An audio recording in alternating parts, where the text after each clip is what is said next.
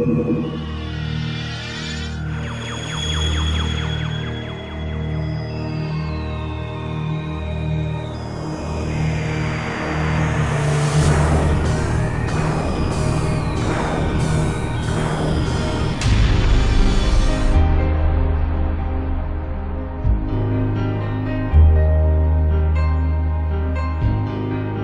¿cómo están? Bienvenidos a este espacio de luz desde el centro del tiempo. Todos podemos encontrarnos aunados. Hoy con ustedes, los OSNIs, objetos submarinos no identificados. Los OSNIs, objetos submarinos no identificados.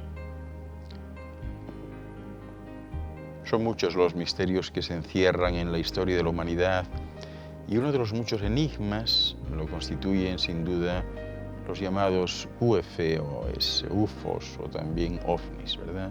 Objetos voladores no identificados. Toda la civilización está acostumbrada a escuchar estas denominaciones, bien en los medios de comunicación o en algún otro, ¿verdad? O incluso relatos espontáneos de algún personaje público. Pero los llamados OSNIs son también un acontecimiento no menos relevante y existen de igual forma relatos civiles y militares que indican una presencia más allá de los llamados platillos volantes. Recuerden que OSNI viene a significar objetos submarinos no identificados porque entran y salen del mar.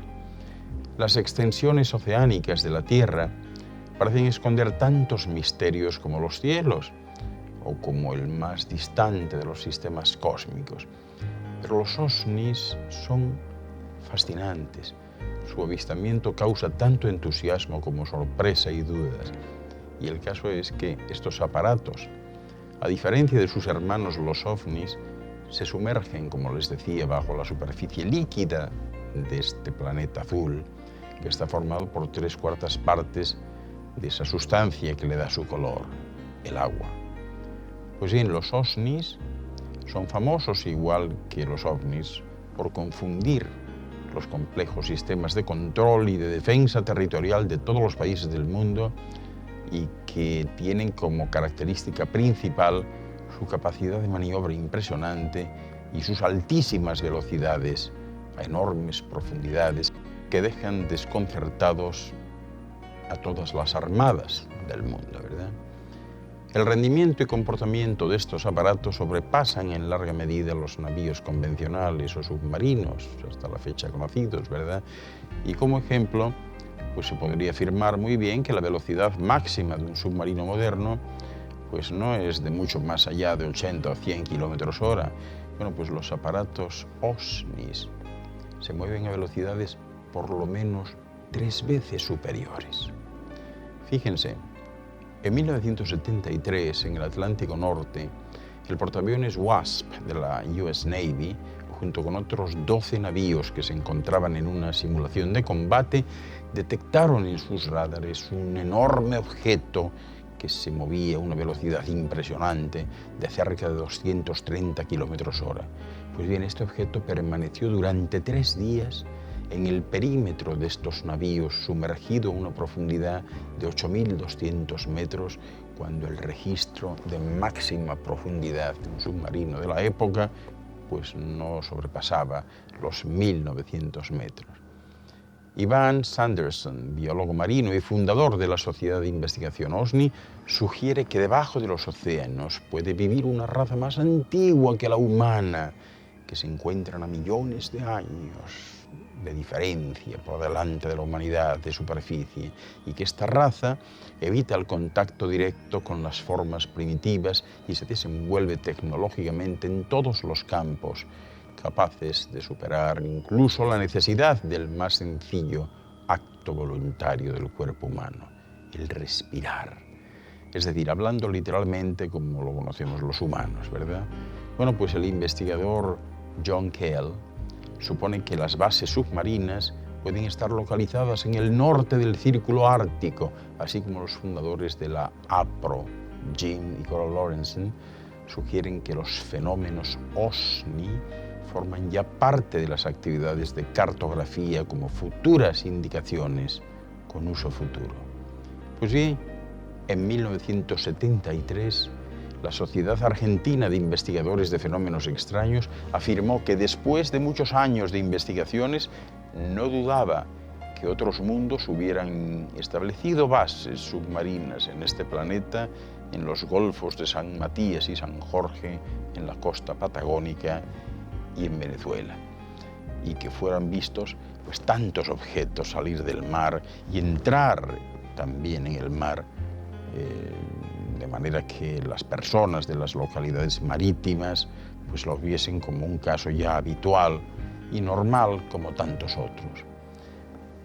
A pesar de todo, el fondo submarino continúa sin estar explorado, dejando que las historias y los cuentos vivan ya en el seno del pueblo, y tal como acontece en la ufología, pues los investigadores se topan con todo tipo de dificultades a la hora de intentar descubrir la verdad. Pero los lagos también, o sea, no solo los mares, también tienen sus OSNIs. Hay muchos relatos en los que se menciona que este tipo de aparatos hicieron su aparición en los lagos de Suecia. En concreto se habla de un objeto que se parecía a una cúpula y que fue visto en el lago Bularen, en Bohustan. En Rabastén fue observado diversas veces un objeto de 25 metros de diámetro a lo largo de un lago, el Stenghorn, en Östergötland, y que fue observado como si fuese, pues eso, un OSNI, ¿verdad? Es decir, un ovni submarino con una especie de torre de control. Es imposible, naturalmente, determinar si son máquinas o no, como por ejemplo pues el monstruo del lago Ness. También, mucho después, en febrero de 1960, la Marina Argentina rastreó dos submarinos misteriosos que a principio supuso que pudieran ser soviéticos, pero la velocidad y su maniobrabilidad dejaron a las autoridades de este cuerpo militar completamente sorprendidos y perplejos. 8 meses antes, en el puerto de Buenos Aires, las autoridades navales habían tenido problemas con algunos de estos objetos con forma de sepia y de color plateado, según los relatos de algunos supuestos testigos. Y después, en el 1978, se observó también una gran oleada de ovnis en Italia. Y bueno, por lo menos fueron contados más de 500 relatos después de separar algunos de ellos que, bueno, pues que contenían errores claros, ¿verdad? Y otros que eran totalmente falsos. Los índices continuaron indicando que había habido una enorme proliferación de actividad OSNI y OVNI que culminó en los 3 últimos meses de aquel año con el avistamiento de una segunda oleada OVNI. También la flota de la OTAN, ¿verdad?, dice haberse enfrentado con los OSNIs en alguna ocasión.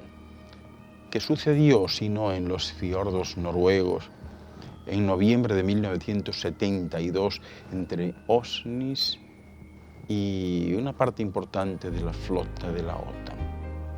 Bueno, pues en realidad nadie lo sabe muy bien, pero el caso es que durante 3 semanas la Marina noruega, con la ayuda de navíos y aviones de la OTAN, buscó un misterioso objeto que fue localizado y sin saber cómo lo perdió en el fiordo del Sogne. En la caza de este misterioso aparato, pues intervinieron varios equipos, como una docena de navíos, helicópteros, aviones con equipamiento de sonar activo, y utilizaron cargas de profundidad, pero no hubo forma de hacer que este objeto subiera a la superficie. El 23 de noviembre, un gran objeto de color oscuro fue visto moviéndose debajo de la superficie del fiordo de Lustre en Noruega y más o menos al mismo tiempo en el fiordo de Aurlands. Un navío de guerra detectó un submarino enigmático en su radar. Pues bien, en aquella noche la flota de la OTAN vio como 6 cohetes rojos salieron de los fiordos y como en una sierra próxima se observaron luces verdes en sus picos. Y así, en un instante, todos los navíos de guerra en la zona y los aviones perdieron sus comunicaciones, literalmente, como si de una interferencia se tratase. pero de alta densidad. Pues bien, el 27 de noviembre, una declaración oficial de los hechos afirmó que el submarino causante de todos los problemas que ya les he referido ya no se encontraba en las inmediaciones, pero que continuarían con la búsqueda de esta nave que tantos problemas había generado. En todas esas ocasiones no fue encontrada ninguna pista de estos aparatos o identificados sus orígenes. Y es que pistas, claro, no son fáciles de conseguir, porque el origen de los OVNIs continúa siendo un misterio aún por resolver. Los objetos encontrados en el mar son intrigantes. Un ejemplo es el cilindro metálico de 7 metros de largo por 3 metros de ancho que fue encontrado por un buceador español en un canal del Mediterráneo en julio de 1970. La superficie plana y sin marcas de la construcción no presentaba ninguna abertura. Se encontraba totalmente limpio, dando señales de poco tiempo de permanencia en el fango del océano.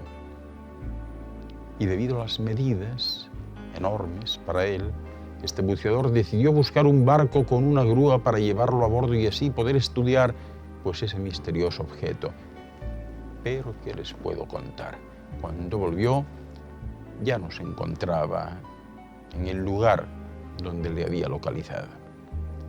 Algunos investigadores de ovnis, como Lawrence Johnson, encontraron en el fondo del mar a una profundidad de 90 metros un objeto de 6 metros de largo, 2 metros de altura y 3 metros de ancho.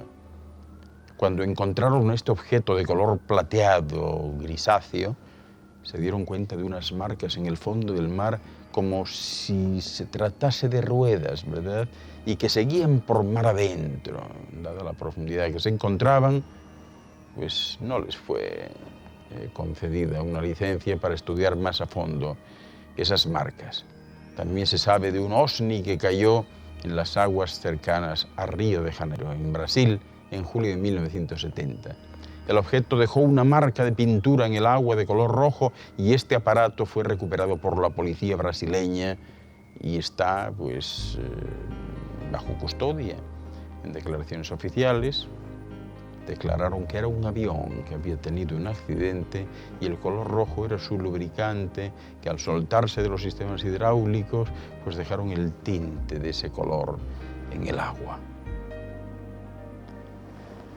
Y ya se pueden imaginar, en un planeta en el que las 3/4 partes son agua y con fosas que superan los 11.000 metros de profundidad, está claro que existe mucho por descubrir. Este es un tema, como tantos otros, que deberían ser considerados y pensados con calma. No vaya a ser que seres del espacio que se están buscando en la profundidad de las galaxias, pues a lo mejor resulta que hay que buscarlos en la profundidad de los mares de este planeta azul. Y bueno, nunca se sabe si a lo mejor el eslabón perdido está más cerca ahora de lo que realmente se pudieran imaginar. Pero en fin, ya lo ven, en este tipo de temas siempre hay verdades y falsedades. Y yo en esta ocasión solo se lo he contado. Soy Ángel Luis Fernández. Muchas gracias por su atención.